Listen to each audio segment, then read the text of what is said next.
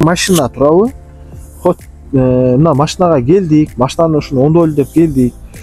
Эми келгенден кийин бул машина хот Camry, хот 5.7, хот Tico. Машинага ухаживание кылганда үйрөнөбүз. Мисалы келет дагы кимдир бирөө келет дагы эмнеге таянып турат да. Таянып турат, бирөө эмнеге таянып турат. Жаңы бир канча 5 жыл болду экен. Ушундай машиналар бар, 30 жыл болду. 30 жылдан бери бир пластик турат. Сенин колуң тийгине сынат. Бул бир. Анан кийин бизде мына кийимдерибизде мындай замоктор бар турабы? Темир тамды. Биз мисалы жатып иштеп атабыз, үстүнө жатып, анан мынтип тартып дегендей болот да ушундай. Ошол момент туугандар, муну чийип таштайсыңар да. Бул өзү чаң, буга тийсең өзүң чаң болосуң. Сен ошону чийип таштайсың. Мындай айтканда, атайын устачылык кылып атканда, бул жерге келип мынтип жабып отурган атайын защитниктер бар. Резинада. Бир жагы магнит болуп, машинага жабышат, бир жагы таза болуп, сенин кийимиң чаң кылбайт. Плюс мындай эмелер чийилет. Ошондайга өтүш керек. Дагы бир маселе сенин колуң. Мисалы, мына кол, мисалы мен күндө иштейм, баарыңарга мына таптада турат, май жок, тырмактын ичинде май жок. Дайыма перчатка менен иштейм да. Колго перчатка кийиш керек. Дайыма. Адам перчаткага привыкать этиш керек. Ошол перчатка менен иштеген адам кийин до конца перчатка менен иштейт. Сен азыр перчатка менен иштебей атасыңбы? Азыр перчатка менен иштеп аткан жериңе перчатка раз неудобно стал, чечтиң, колуң менен кармап кеттиң да. Всё, сен ал перчатканы такпайсың ужачы. Ошентип уже көндүңбү болду, сен ал перчатканы такпай иштеп үйрөнүп каласың. Ошон үчүн башынан эле бул жерди жабып, перчатканы кийип, раз башталды. Анан машинага мен негизи мындай жабышпай иштегенге аракет кылам да, вообще элечи. Мен өзүм үчүн элечи. Жатпай иштейм. Хорошо, эмнеди кармайм, бирок өзүм мисалы билем, өзүм салмагым билем, кармап секин, муну ачыш керек секин мындай. Муну кармап туруп эле па тартып бербей секин мындай караштырып, түшүнөсүңөр да? Секин мындай караштырып, тартып, анан чыкпай аткан болсо мындай жолдобосун кылып, мына көрүп атасыңар да? Ушинтип аккуратный иштеш керек да, туугандар, түшүнөсүңөр? Мындай тартып эле чыгат экен, самолет жок экен деп эле эмне канан кармап тартып, андай болбойт да. Себеби бул пластмасса дайыма температурный ысык жерде турат да. Бул хрупкий стал уже. Бул эле эмес, бүт элементтер ушундай. Сен муну астында бир кышык жерде бир нерсени иштеп атасың. Ушуну чыгарам деп нары тартап бер кичине мындай гана муну сындырасың, тигини сындырасың. Заводской муну пластиктер сындырасың. Уже ал кайра родной болбойт ал. Сен муну ичинде кичинекей бир жумушту оңдойсуң, мисалы. Айланасындагылар закка жебесин вообще. Ичинде кичинекей бир иштекти оңдоп атасыңбы? Мына айланасындагылар бири дагы сынбасын. Но пластиктер сынбасын, иштекилердин капкактары сынбасын. Четко как положено болсун, всё мындай. Закка жебесин, түшүнөсүңөрбү? Настолько профессионально иштеш керек. Биз мисалы байкабай сындырып койбойбуз. Эчтеке эмес, турат кой, нормально деп койбойбуз, бирок ошол биз сындырган нерсенин мынанын акысы хозяин да билбейт, биздин мойнубузга илинип кала берет. Ошон үчүн бир нерсени сындырып алдым, хозяинга, брат, муну мен сындырып алдым, сен жаңы алып коюп ал, акчасын берейин деш керек.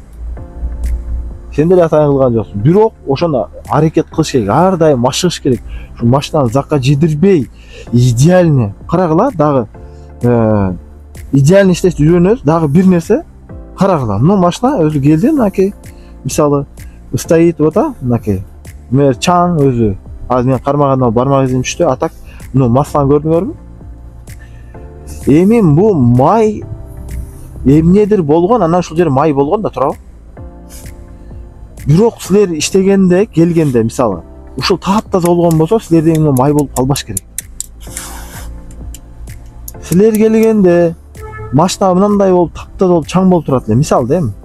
Анан сенден чыкканда мындай болуп май болуп кетти. Буну мен оюмча мына май куйгандар төккөн го дейм. Май куюп атып, жактарга. Башка май болбосо керек. Берде май жок да, мына майга куюп төккөн го дейм. Негизи айтам да, силерден кийин мындай пятно пайда болбош керек да. Брат, мен төгүп алдым, бирок муну менде тазалаган нерсе жок. Химическийга барып, атайын мындай мынтип химия чачып арчып отурган бар. Сен тазалатып бар, мен услуганы төлөп берем деш керек. же болбосо өзүң эле барып туруп 3 сом эле турат, алып келип чачып жууп алып өзүң кылып коюшуң керек да ушундай нерселерди. Айтор мына карагыла. Ал дагы бир маселе, карагыла. Вот, мына машина ремонт кылып атабыз элестеткиле. Ремонт кылып аткан жерден короче, обед болуп калды. Мына машинанын эси запчастка кеткен. Карагыла, мына нере, мына крышка турат, көрдүңбү? Мына крышка турат, мына крышка турат. И капот ачылып турат. Ушул машинаны мен кылып атам. Ушул машинаны как ана ушундай таштап обедке кетпеш керек. Балким бир умный келип капотун түшүрүп берет. Туурабы? А бунун мына пластиктери 1 сом 50 тиын турбайт, өтө кымбат. Мыналарчы. Эми бул тик эмес да бул. Ишөө сатылбай, заказ кыласың. Сенин мойнуңдабы, аманатты алдыңбы, болду. Сен пока запчасть жок. Раз, не, эч канча убакыт кетпейт. Раз взял, полный как положено, да? Что-то снял, на место ставил. Всё. Түшүнүңөр, а? Мында тарс ордуна жап. Анан аккумулятор бунуку аркада, вообще аккумуляторун эси зарядка койдуңбу, там зарядка чыгарасыңбы, сразу что там, Toyota Camry 70 жазып кой. Toyota Camry 70. Болбосо эмне, аккумулятор көп турабы, тетиги машинаныкы алмашып кетиши мүмкүн. Camry чыгарып жазып кой, кайра алып келип салып кой. Анан кийин мында буюмдарыңды адаштырбай, жоготпой, секин алып, анан бардыгын жабып, аманатыңды толук неде коопсуз абалга келтирип кой, анан кетиш керек да. Анан аккумулятор эмнеде турат, үстүндө күлүүчү турат, анан биякта эмнеде мындайынан инструменттери жатат, мындай болуп. Всё там. Хозяин келди, капот ташта, страшно, что там. Мисалы мен келгенимде, если мындай болуп, балаките болуп турган болсо, мен ал устага ишенбейм, мисалы. Түшүнүп атасыздарбы? Всё надо как положено. Бул клиент үчүн эмес, бул чисто өзүңөрдү сыйыңарда, өзүн сыйлаган уста мындай артынан из калтырбайт да. Четко иштейт да. Ошон үчүн туугандар, ошонго азырттан привыкать этели. Бул бүт ход предохранитель иштейсиңерби, инжектор чачасыңарбы, айырма жок. Негизи эле уже шаг таштап баштаганда туура шаг ташташ керек да, мындай. Себеби ушундай адамдар бар да, өтө эле баяндай да, өтө эле шустрый да. Бир нерсени мына ушу пластикти чыгарыш керек болсо, ушу пластикти мындай айласын карап чыгарбайт да, мынтип берет. Мынтип тартып көрө берет да. Тартып көрө берет. Ай, андай. Вот мунун ортосуна, муну тартып бастың, бүтүн чыгат. Жок, ал андай кылбайт ал. Мону тартып көрүп, пистонду түгүнө отвертка тыгып, көтөрүп, сындырып, түшүнүп атасыңарбы? Мына, кайра пистонду ордуна кылдыңбы? Мына коюп, бул да ширип калган. Көптөн бери алмаш элек. Кайра аккуратно салып, мынакей. Вот. Эчтеке отвертканы изде түшкөн жок. Түшүнүп атасыңар, настолько иштеш керек. Эми бул жөн эле пластик, мен жөн эле мисал келтирип атам. Ушинтип айласын мындай амалын билбей эле, то есть точно кандай кылыш керек экенин билбей эле, өзүнчө эле чукулана бергендин зыян жерлери көп да. Машина менен иштейсиңби? Как положено бил. Мына мисал карагыла, мына заводдун иштегенин карагыла, муну карагыла. Мына штекирде, мына штекир турат, мына карагыла. Мына штекир азыр мына штекир суртпай кармап турат. Бирок ушу штекирди чыгарайын деп, муну басайын десем, бул уже машина, билбейм, бул 2019-2017 болсо керек. Бир 7 жылдык машина уже муну штекир басылбай атат. Азыр буну өзү сындырат дагы дурса, өзү сынык экен деп айтат да. Ошону сындырбаш үчүн туугандар, мынаны акырын жерден акырын көтөрүп, мына көрүнүп атат камерага. Акырын көтөрүп туруп, анан мындан эмес, пластиктен кармап акырын эки жака мына кылып чыгарат. Көрүп атасыңар, чыгып келет. Кайра кадаганда мына үндү кара, тырс деген. Ошолорго маани бериш керек. Бул бирби, анан кийин могу турат го мына держатель. Бул держательдин дагы бул боковойунда муну кармаган пластиги бар, мына. Муну басып туруп, анан кийин чыгарат. Басып алып акырын чыгарат. Мунучу. Эгерде мына жолдо басмайларын баспасаң, азыр чыгарбай эле коеюн, бул чирип калган неме. Баспай эле тарта берсең, бул сынып кетет. Бул эми сынгандан кийин бул эч кандай иш аткарбай эле. Бирок туугандар, бул завод кылган нерсе да, заводдун буюму. мындай завод кылган буюмдарды сындырбай кайра заводской форматта восстановление кызыгыш керек. Мисалы мына жерде мына бүт эле мынакей карасаңыз, мына зым келгенде, мына штекерге киргенде мындай сонун хамут менен бекилип турат. Мына хамуттар заводской. Мына ушулардын баардыгын ушул форматта иштеп үйрөнүш керек. Азыр мына карагыла, мына карагыла. Эки патрубок да, вот патрубок, мына вот патрубок. Мына патрубкада эчтеке жок да, мына жерде бир нерсе бар, дальше эчтеке жок. Мында да мына жерде бул эки патрубка бири-бирине тийгенде вибрацияда экөө бири-бирине тешип койбосун деген да, түшүнөсүздарбы? Ушундай заводдун форматында иштеп үйрөнүш керек. Адам бир жолу привыкать этет ушундай нерселергечи.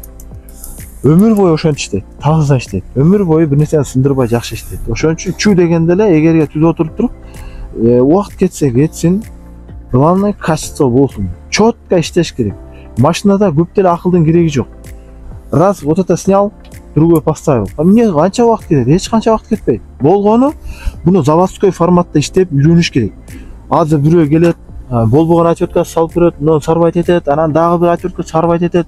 Эми бул жерде тим эле мотор кылынгандай вид калтырып коет да, сындырып бир нерсе алып сарап берген, өгөлөп, оригинал ключ сал, тырс чечип, акырын чеч, сар, башка кой, түшүнөсүздарбы? Заводской форматта иштебегенде адам машина зака жей берет. Ошондой устага 10 жол барганда машина ушатынды болуп калат. Вообще чарчап калат. Бул любой нерсеси, ход электроника, ход ходовой. Ошон үчүн код 10 эсе кымбат болсо ham чисто устасына барыш керек. Мына карагыла, вот штекер, фара, вот штекер. Мына скромно, да, ничего лишнего нету, вот. И стоит нормально. Эми ушул жерге бирөө переделка кылган десем, эмне каттаган нол дедин башка жака тартып кетет. Кашаны чыгарып, нерди карасаң мына караке, мына стопник, ничего нет. Вот штекер идеальный, вот стоит как положено, изолента, вот. Ушуну бирөө чыгарат дагы, кыркып, нары тартып, бери тартып, шуну чалжыбарын чыгарып таштайт.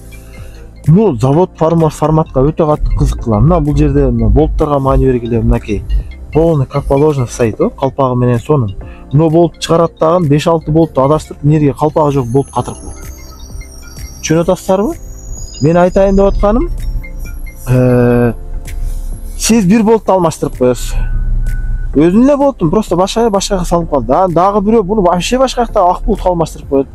Болду, машина колхоз болуп бара берет. Акырында уже болду. Эме болуп калат. Ушатындай болуп калат машиначы. Ошон үчүн туугандар, устачылык бул бирөөнүн аманатын моюнга алып алып биз жасайбыз. Буну болсо бирөөлөр өмүр бою акча чогултуп алат. Бул машинанын азыркы баасы 20 миңден жогору болушу мүмкүн, мен билбейм. Вообще да. Эми ошондой бирөөнүн буюмун баалаш керек. Ал акчасы үчүн эмес, бул сеники эмес болгон үчүн бирөөнүн буюмун жакшы сыйлаш керек. Ичине отуруп алып, мисалы мындай конкретно жүргүлө мына жактан көрсөтүп берейинчи. Ичине отуруп алып, мына машина ремонтко келген, короче. Ичине эмнерге бир мастер отурат, короче, типа мастер что-то делает. Ну, допустим, мынаны оңдоп атат деп коелук. Бирок мынакка бир уста отуруп алат. Ал эмне кылып атат эми айга отуруп алып? Вообще мындай да, машинанын ичине по правилам отургучка баягындай защитник коюп туруп гана отурганга мүмкүн да өзү. Мындай чисто мындай. Ошондой да, по правилам. Анан бирөөнүн машинасына отурдук деп коелу, мейли, уруксат берди, отура бер деди. Главный ремонт кыл деди. Анан кийин ичинде акча бар эле деп койгула. 20 миң бар эле, хозяин унутуп калган, алып коеюн деп. Анан силер ушинтип ачып коюп иштеп атасыңар, мына 5-6 бала турат, анан ичинде 20 миң акча жоголуп кетти. Сен алган жоксуң, бирок акча точно бар эле. Бирөө алып койду да. Ким крайний? Ошо кылып аткан мастер да турабы? Так что, жигиттер, бирөөнүн аманаты колуңа келдиби? Сен, короче, могул жерде чийсе дагы, сынса дагы сенсиң крайний. Ошон үчүн машинаны өтө мындай. Өзүңдүн машинаны кандайсың? Андан дагы жакшылап аяп, бирөөнүн аманатын так алып, бүтүрүп, так тапшырып, акчаңы алып, биз ошондой услуга кылабыз, жигиттер. Биздин ишибиз Бул сервис деген нерсе, бул бирөөнүн кызматын кылып акчасын алуу деген сөз да. Бирөөнүн техникасын оңдоп акчасын алуу деген сөз да. Сервисте ошол бирөөнүн аманаты колуңа көп келет. Шундай келет, даже мына пульту жигиттер 15 миң турат да. Сен чөтөңө салып барып бир жерде тамак ичкенче түшүрүп келдиң, ээси келе элегинде. Болду, сен төлөп бересиң. Өзүнүкү оригинал 15 миң беле, өзүнүкүндө оригинал 15 миңге. Эч кандай чача-мача жок. Түшүнтасыздарбы, настолько. Ошон үчүн бүт нерсеге өтө мындай этият мамиле жасап жүргөнгүлө азыртан. Анан раз бирөө келди, аркага отуруп алды, эч нерсе дебейт, бияка келип отуруп алды, всё. Сонун экен, базар жок, всё там бияк отуруп музыкасын коюп алган, дагы бир нерсе кылып алган, айнектерин түшүрүп алган. Акыл жок да андайга такыр. Ошончалык деңгээлде машинаны жакшы үйрөнөлү жигиттер. Эч качан бирөөнүн аманатын мойнубузга алып аткандан кийин чотко кылайлы. Ошол адам сен устачылыгыңа эмес, сен аманат көп экениңе эле келет кийинчи. Настолько ты честный адам билинип калат. Бир машинасы оңдойсуң, 2 оңдойсуң, 3 оңдойсуң. Любой адам сезет аны. 5-6 жолу мамиле кылганда любой адам байкайт аны.